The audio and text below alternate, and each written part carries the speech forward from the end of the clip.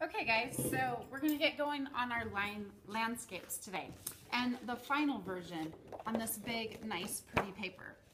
Also, you should pick up a handout in case you forget some of those steps.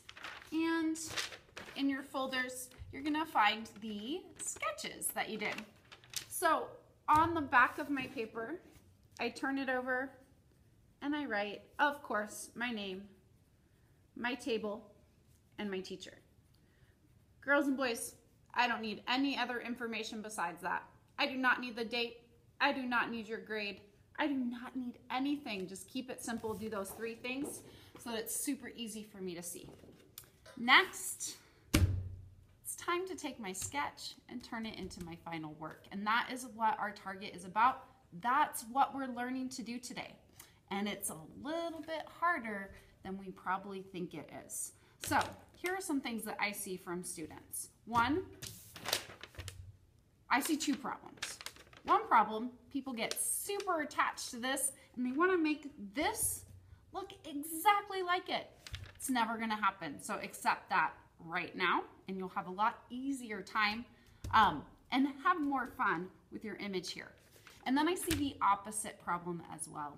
So a lot of times people see their practice, they decide that they don't like these practice sketches, and they turn it over and they just start all over again, and they don't learn from their experiences here. So what we need to do is do something in the middle. And to do that, the first thing we're gonna do as we look at our sketch is we're gonna think about 2 questions. What do we wanna keep and what do we wanna change, okay? Because even if you don't like what you see here, there's something about it that you should keep here, okay? And even if you think that this is the most awesome thing you've ever drawn ever, there's something about it that you can improve and change here, okay? So I am gonna think about that, and what I like about my picture is my favorite part is the coyote, okay? What I also like about my picture are my horizon lines. What I would change about my picture is my cactus. I think it's in an awkward spot. It's just kind of sitting there in the middle. I might actually move that over here to this side, and I might even add a second cactus in there to give it more of a sense of space. Okay, so already it's not gonna look exactly like it does here. The next thing I'm gonna do is just like I started here, I'm gonna start with my horizon lines. That was step 1, okay? Don't skip and try and do your foreground first, because it's a lot easier to do it following these steps, okay? Now, I look here, I look there. My horizon lines are not gonna be exactly like these, but that's okay. I'm not gonna get too wrapped up in making it exact. I'll show you my horizon lines when they're done. Okay, so I drew my horizon lines dark, but you guys will wanna keep those lines light because we're gonna overlap them, so we're gonna have to do some erasing later. I did mine dark so you guys could see it on the video. Now next, I'm gonna start adding in my foreground, especially this coyote here, all right? When I add things, I need to think about the space that they take up on my sketch, because we have a tendency to want to draw things smaller here, and we need to fight that tendency. So one way to fight that tendency is to think, if this square or rectangle represents my paper, how much space does my coyote or whatever I have in my foreground take up? So I'm looking at this, and he goes a little, his nose, the tip of his nose is a little over halfway on this rectangle.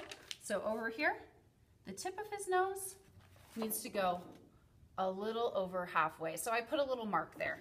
And then his tail comes all the way down to the bottom.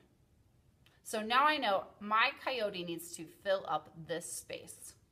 And then, as best I can, thinking about the fact that I'm not gonna get it exactly the same, I redraw it here, fitting within the marks that I made. Okay, so here is my finished product. Let me tell you a little bit about it. For one, doesn't look exactly the same as this one. I had to make some changes, and that's okay. I like some of those changes. So one thing that you need to think about as you're working is this little rhyme right here. Keep it light until you've got it right.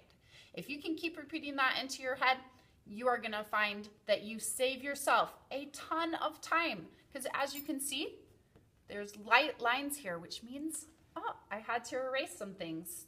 If my lines are light when I erase, it's a lot easier. Another thing that you're gonna have to think about is that artists accept and work with mistakes. I did not start over. I did not get a new paper. In fact, today you will only get a new paper if you have finished completely one of your drawings. If you show me a finished drawing and you're like, I want to try it again, maybe I can do it a little bit better or different the next time, then I will give you a second piece of paper. But you have to have it finished first, because what we learn when we force ourselves to complete a project like this is all the little things that you were worried about along the way. Not having the coyote's nose perfect, or not having the road exactly where you want. All that stuff doesn't matter as much when you look at your final product, okay? And you never get to discover that if you keep starting over in the middle of it. All right, you guys are gonna try it out. Don't forget to follow these steps here. Don't forget to ask yourselves questions like, what do I wanna keep? What do I wanna change? And how big should I be making things on my paper? Have fun.